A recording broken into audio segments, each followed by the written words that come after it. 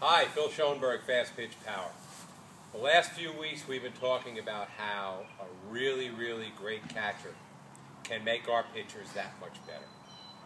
When a catcher understands the relationship between how a batter is built and where that batter is positioned in the batter's box, and how that relates to the preferences that that batter has as to where they want to see pitches and where they don't want to see pitches, that's going to enable that catcher to make adjustments that will make that pitcher that much better. So last week we talked about pretty much how batters are built and where they're positioned in the batter's box, in and out. This week we're going to talk a little bit about up and back in the batter's box. So I'm a 5'10" hitter.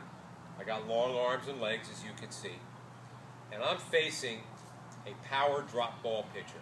I don't like that, because when I'm in a neutral position in the batter's box, that power drop ball is going to have me swinging over the ball all day long. I want to be able to get my bat to the ball, and I want to be able to drive it. So I'm going to make a subtle adjustment as a hitter. I'm going to move up in the batter's box. Now, what does that do?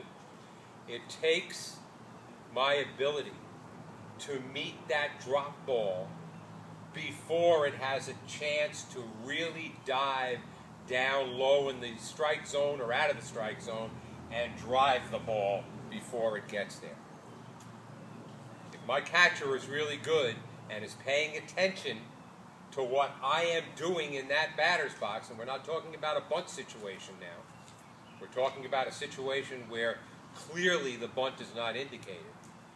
I can see by that subtle movement forward as a catcher that this batter is telling me something. But what is this batter telling me? This batter is telling me that I can't get to that drop ball because of the way I'm built, so I'm going to try to move up, and I'm going to try to eliminate that drop ball as a weapon for that pitcher. As a catcher, I'm going to make an adjustment.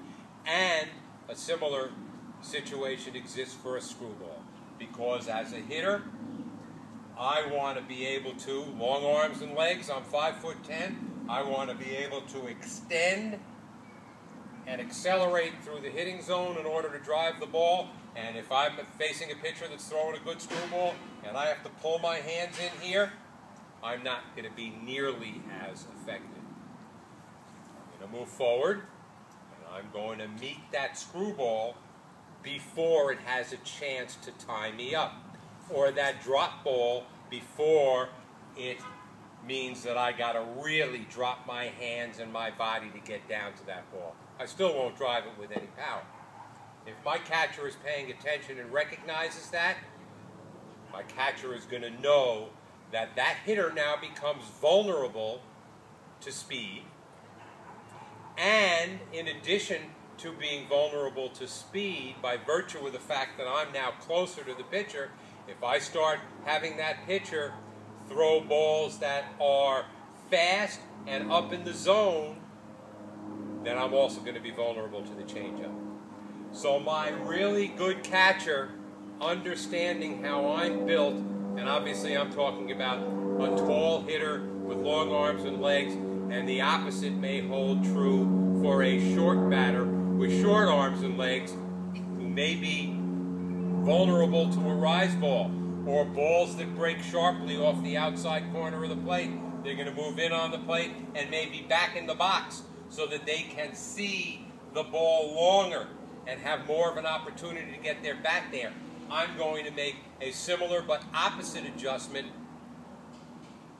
for my pitcher to be able to command her pitches in a way that gives her an advantage over those hitters. It's all a chess game, and you have to understand the moves that the opposition is making.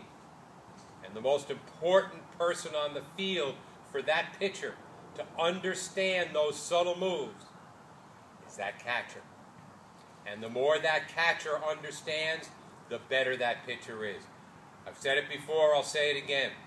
When that pitcher is in the 8-foot circle, that pitcher's brain is right here in the catcher's head.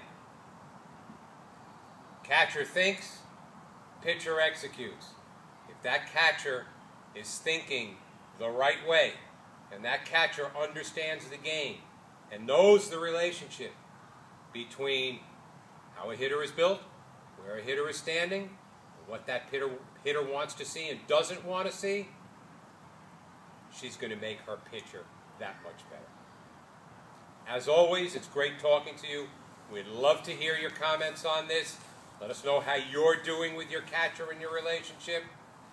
I will talk to you next time. Good to see you.